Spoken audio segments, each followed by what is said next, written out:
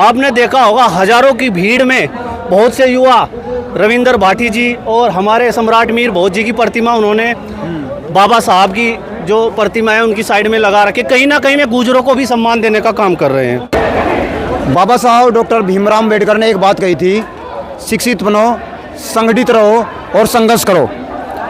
तस्वीरों में आप देख सकते हैं इधर ये संघर्ष का ही नाम है। चारों तरफ जिधर भी आप देखेंगे सब लीला कपड़ा पहने हुए लोग घूम रहे हैं चारों तरफ, जहाँ तक आपकी नज़र जाएगी। और ये संघर्ष की एक मिसाल है। आपको पता होगा सहारनपुर के देवबंद कस्बे में चंद्रशेखर आज़ाद, जो कि आज़ाद समाज पार्टी के राष्ट्रीय अध्यक्ष हैं, जिन्होंने भीम आर्मी का निर्माण किया, उनके ऊपर हमला हो जाता है। और फिर आज उसी को लेकर यहाँ CBI से जांच की मांग की जा रही है। यहाँ जो साथी मौजूद हैं उनसे बातचीत करेंगे, क्या कारण है और क्या लगता है कि क्यों उनके ऊपर हमला किया गया। नमस्कार जी। नमस्कार जी, मेरा नाम रमेश राज गौतम है, विधानसभा प्रभारी, जिला सचिव देवबंद सहारनपुर से। अच्छा, जो आज यहाँ पे आए हैं, आप किस लिए आए हैं? देखिए 28 जून को जो हमारे राष्ट्रीय अध्यक्ष जी हैं भाई चंद्रशेखर आज़ाद जी, उन पर हमला किया गया था गोली द्वारा, और ये मनुवादी संतवंती द्वारा हमला किया गया था। ये बहुत दर्दनाक घटना हुई देवबंद के अंदर, इसलिए सभी लोग इकट्ठा हुए हैं। तो अब क्या चाह रहे हैं? अब ये चाह रहे हैं कि हम इस गूंगी बैठी सरकार को ये बताना चाहते हैं कि बहुजन समाज कमज़ोर ना कभी था ना है, क्योंकि हम आने वाली हम इनकी पीढ़ियों की बता देंगे कि एक बहुजन नायक पर कैसे हमला किया जाता है, कैसे हम बहुजन नायक पर हमला किया जाता है। हम आने वाली इनकी पीढ़ी भी याद रखेंगे कि बहुजन नायक पर कैसे हमला किया जाता है। तो जो CBI से जांच की मांग कर रहे हैं, CBI भी तो मोदी जी चला रहे, फिर कहते हैं कि CBI भी मोदी की जेब में है, ED भी मोदी की जेब में है। ये मानता हूँ, सत्ता जिसकी सत्ता है उसका ही शुरू होता है, सत्ता का नशा। लेकिन बाबा साहब ने जो संविधान लिखा है, हम संविधान को मानने वाले लोग हैं। संविधान हमारा बाप है, संविधान सबका बाप है, लेकिन हम संविधान तरीके से बात करने वाले लोग हैं। हम पीछे कभी नहीं हटेंगे, चाहे ED बिठाए चाहे वो कुछ भी बिठाए, हम संविधान को मानने वाले लोग हैं। इंसाफ नहीं मिलता फिर क्या करोगे? अगर इंसाफ नहीं मिलेगा, इससे भी बहुत बड़ा धरना हम दिल्ली के अंदर नहीं, पता नहीं कितने दिल्ली के अंदर हम धरना करेंगे। ये हमारा आंदोलन जारी रहेगा। ये देखिए, आप बोर्ड देख लीजिए, ये एक तरफ बाबा साहब डॉक्टर भीमराव अम्बेडकर, एक तरफ गुर्जर सम्राट मीर भोज महाआंदोलन आज़ाद समाज पार्टी 21 जुलाई 2023 स्थान जंतर मंतर दिल्ली, एडवोकेट रविंद्र भाटी, एडवोकेट चंद्रशेखर रावण, दोनों की फोटोज़ के ऊपर लगाई गई है। दोनों की फोटोज़ के ऊपर लगाई गई है। और चारों तरफ मैं देख रहा हूँ बहुत सारे बैनर, ये देख सक लीजिए, इस बैनर में भी इसी तरीके से लगाया गया है। ये बैनर भी। आप कहाँ से आए हो भाई? यूपी से। कौन सा जिला है? बुलंदशहर। बुलंदशहर से। आप कहाँ से आए? यूपी से। जिला कौन सा है? जिला सहारनपुर। अच्छा, सहारनपुर से। तो और भी आपका क्या नाम है भाई? सागर। सागर भाई, क्या लग रहा है आज आपको, कुछ होगा या नहीं? बस जी, होना तो चाहिए। जिस तरीके से धरना प्रदर्शन चल रहा है, बाकी हमारे विधानसभा अध्यक्ष बताएंगे। आपका क्या नाम भाई साहब? मेरा नाम रविकांत गौतम है, विधानसभा अध्यक्ष देवबंद आज़ाद समाज पार्टी। क्या लग रहा है भाई साहब, क्या होने वाला अब? मतलब हमले पर हमले हो रहे हैं। पहले से ऐसा होता है कि दलितों के ऊपर उनको शूद्र बता के जितना जुल्म ज्यादती हुई है, क्या अब जानबूझ के कुछ एक वर्ग को दिक्कत हो रही है क्या इस चीज़ से? देखिए, मैं सवालों का जवाब देता हूँ आपके। सबसे पहले तो मैं धन्यवाद देता हूँ आपके चैनल का, गांव गुवांड का और आप सब साथियों का, कि आप सब लोग हमारे इस प्रकोष्ठ को दिखाने का काम कर रहे हैं। और मैं बताना चाहता हूँ कि हमारे साथ 11 लोग जिला सहारनपुर देवबंद से चले साइकिल यात्रा के माध्यम से। हम लोग 11 लोग साइकिल से चले हैं। 18 तारीख को हम साइकिल से चले थे। जो हम रास्ते रुकते रुकते दिल्ली के अंदर हमने एंट्री करी, तो हम लोगों ने लोगों की स्थिति देखी है। लोगों का रुझान पूरी तरह चंद्रशेखर भाई पर है। और तमाम लोग ये चाहते हैं, चाहे उसमें SC वर्ग के ले लो, चाहे OBC माइनॉरिटी वर्ग के ले लो, तमाम वर्ग के लोग ये चाहते हैं कि एडवोकेट चंद्रशेखर आज़ाद आने वाले वक्त में इस देश का राजनीतिक नेतृत्व करे। क्योंकि अब ज़रूरत है इस देश के अंदर एक नए चेहरे की, एक जोशीले चेहरे की, जो हर समुदाय के लोगों को एक साथ लेकर चलने का काम करे। और रही बात विशेष वर्ग की, तो मैं बता दूं, एडवोकेट चंद्रशेखर आज़ाद जी तमाम उन लोगों की आवाज़ उठाने का काम करते हैं जो लोग पीड़ित है, शोषित है, वंचित है, आदिवासी है। वे लोग कभी भी जाति धर्म नहीं देखते हैं। वे हमेशा वो प्रत्येक उस वर्ग के, प्रत्येक उस व्यक्ति की वो करते हैं, मदद करते हैं जिस व्यक्ति को मदद की ज़रूरत है, चाहे वो किसी भी समुदाय का हो। आपका क्या नाम है भाई? मेरा नाम कोच मोनू चौधरी है। तो मोनू भाई, किस लिए आए आप, क्यों आए आज यहाँ?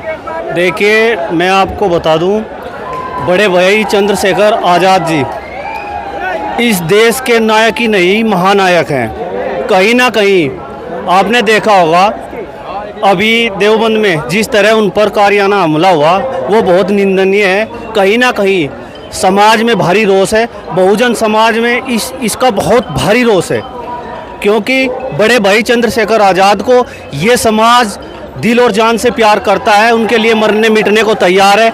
आपने देखा होगा लाखों की भीड़ आज यहाँ जंतर मंतर पर ये मैसेज देने आई है कार में बैठे उन मनवादियों को कि आप जितना जुल्म ज्यादती इस समाज पर करोगे, SC ST OBC माइनॉरिटी जिस दिन अपने हक अधिकारों की लड़ाई, अपने हक अधिकारों को समझ लेगी, दुनिया की कोई ताकत नहीं है जो इन्हें सत्ता में लाने से रोक सके। लड़ाई सत्ता की है या फिर आज जो लड़ाई आप आए हैं किसके लिए लड़ाई है? तो चंद्रशेखर की सरकार 2024 में पक्की आने वाली है और आज़ाद हुआ है देश तो आज़ाद ही रहेगा, पाखंडवाद खत्म रहेगा।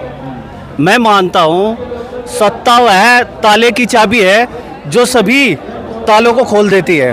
बिना सत्ता के इस देश में बहुजन समाज कुछ नहीं कर सकता। मैं मानता हूँ SC समाज पर सबसे ज़्यादा जुल्म ज्यादती इस देश में SC समाज पर ही हो रही है, और कहीं ना कहीं महापुरुषों की जो विचारधारा है वो बड़े भाई चंद्रशेखर आज़ाद जी उनको लेकर चलने का काम कर रहे हैं। आज आपने देखा होगा, मैंने एक चीज़ और नोट की, मैं गुज्जर समाज से हूँ, कहीं ना कहीं हमारे महापुरुषों को जो उन्होंने सम्मान देने का काम किया, आपने देखा होगा हजारों की भीड़ में बहुत से युवा रविंदर भाटी जी और हमारे सम्राट मीर भोज जी की प्रतिमा उन्होंने बाबा साहब की जो प्रतिमा है उनकी साइड में लगा रखी, कहीं ना कहीं में गुजरों को भी सम्मान देने का काम कर रहे हैं। तो किसी और बैनर में नहीं है इस तरह?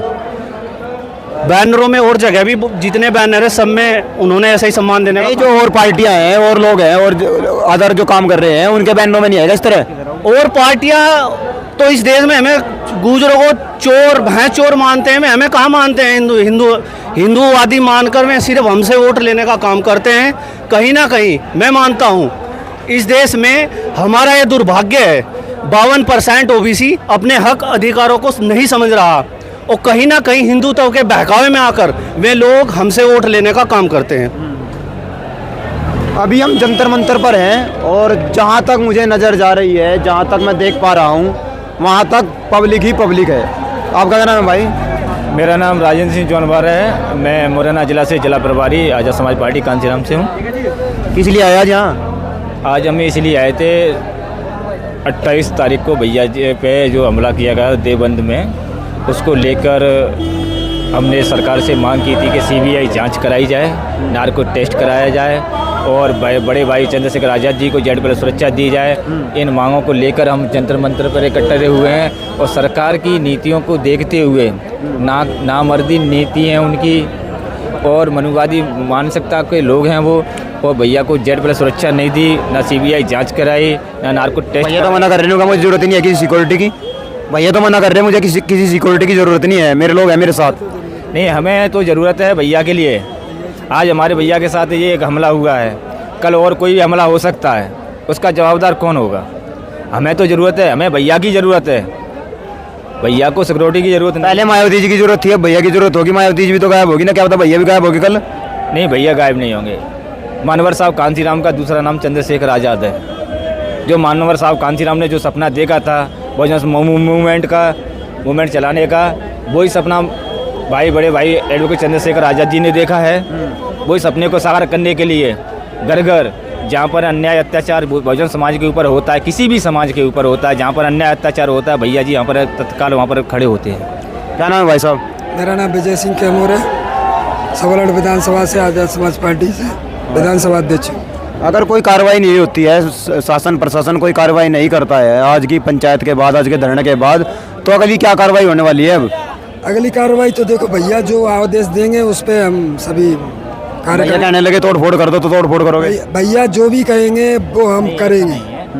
भैया संविधान भी तो कोई चीज़ है ना, तो इसीलिए तो बोल रहे हैं भैया ऐसा कुछ कदम उठाते नहीं, आज तक उठाया नहीं है अभी तक कोई कार्य। जिस दिन भैया पे हमला हुआ था, भैया उस दिन भी ये चीज़ बोल सकते थे।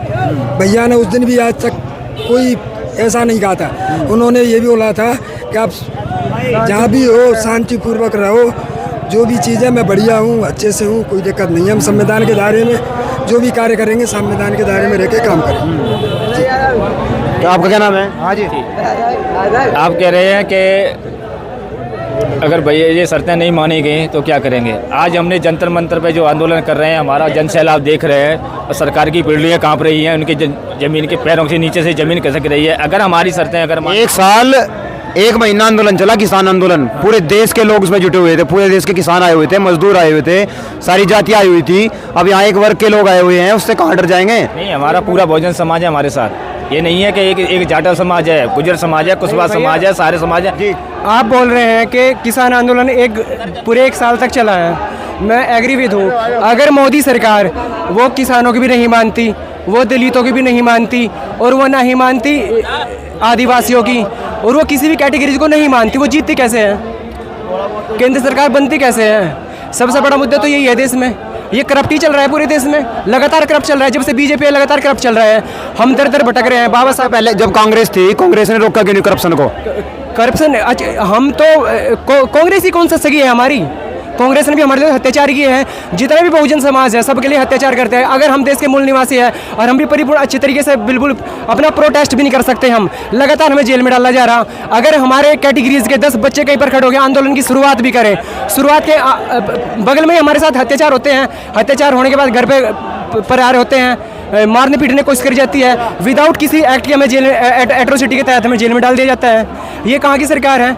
क्यों? तुम तो मीडिया कर्मी हो, तुम क्या सेटिस्फाई हो बीजेपी सरकार को लेकर के? कौन इस प्रशासन को रख करके, इस सरकार को रख करके, बीजेपी सरकार भारत इंडिया में रह करके कौन सी कैटेगरी आज देश में परिपूर्ण और अच्छी तरीके से प्रोग्रेस कर रही है, ग्रोथ कर रही है? मुझे आप बताएं। यहाँ पर पढ़ाई के बारे में सोच लो आप। पढ़ाई के बारे में भी इन्होंने क्या, जो गरीब घराने से बच्चे आते हैं ना, जिनकी आय ये 36,000 तक लिखवाते हैं, आज तो कानून ने ये बना दिया कि कोई भी 36,000 की वर्ती पर आय लिखने का भी नहीं लिखेगा तो 65 या 70,000 तुम्हें वार्षिक आय लिखनी पड़ेगी।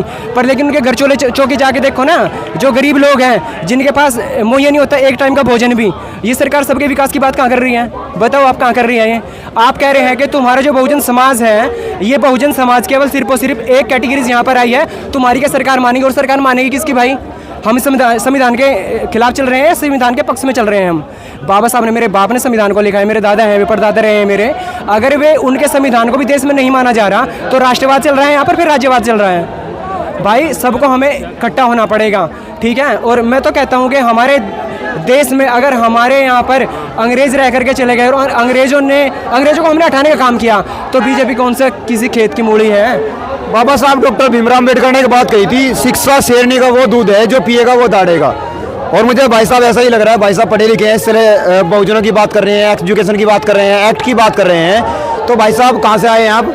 भाई मैं क्रोधा महाजन से हूँ, जिला मुजफ्फरनगर से। सचिन मेरा नाम है, ब्लॉक अध्यक्ष बुढ़ाना से हूँ मैं, भीम आर्मी। अच्छा, ब्लॉक अध्यक्ष हैं। तो मुजफ्फरनगर से कितने लोग आपके साथ आए हैं? मुजफ्फरनगर से मेरे साथ लगभग 200 की संख्या में लोग आए हैं। तो अब क्या आगे की क्या तैयारियां रहने वाली हैं? तैयारियां हैं, जितने भी मेरे भाई लोग यहाँ पर आए हैं, जितने भी सज्जन लोग यहाँ पर आए हैं, इनके दिलो दिमाग में एक बहुत बड़ी शक्ति समाई हुई है। भाई को गोली किसने मारी, सबसे पहले तो पकड़े जाए, उनकी सीबीआई जांच हो जो पहले मांगी गई है आपसे। सीबीआई जांच के बाद पता चली सरकार करना चाह रही थी या उन गुंडों ने ये काम किया, किस तरीके से आक्रमण हुआ भाई पे, क्यों हुआ? अगर वो देश को, बहुजन की आवाज़ को उठाने वाले युवा नेता देश में रह करके भी सुखी नहीं रह सकते, तो मेरे जैसे का क्या हाल होगा? मुझे तो चिल्क चौराहे पे कहीं भी उड़ा दिया जाएगा, बमबारी होगी, गोली मारने की कोशिश करी गई भाई को। और अब भी उन्होंने 4 वे नुइंदे पकड़ के वहाँ पर पेश कर दिए, हाफ मर्डर का केस लगाएंगे उन पे, छोटी से छोटी धारा में उनको एक्ट करके जरामत करके फिर छुटा लेंगे। भाई सुपड़ा साफ करना होगा, बीजेपी का करना होगा, सबसे पहली बात है। तो हम तो चीख के यही कहेंगे, जब तक बीजेपी रहेगी। आंदोलन बीजेपी के खिलाफ है या चंद्रशेखर भाई के लिए? भाई गोली किसने लगवाई भाई को? किसकी सरकार में गोली लगी भाई को? हम बीजेपी के ही खिलाफ है, पहली बात तो। दूसरी बात, जो हमारे साथ एट्रोसिटी होगी, अगर उसकी सीबीआई जांच नहीं होगी तो फिर हमारे देश में क्या, कहाँ पर कितना %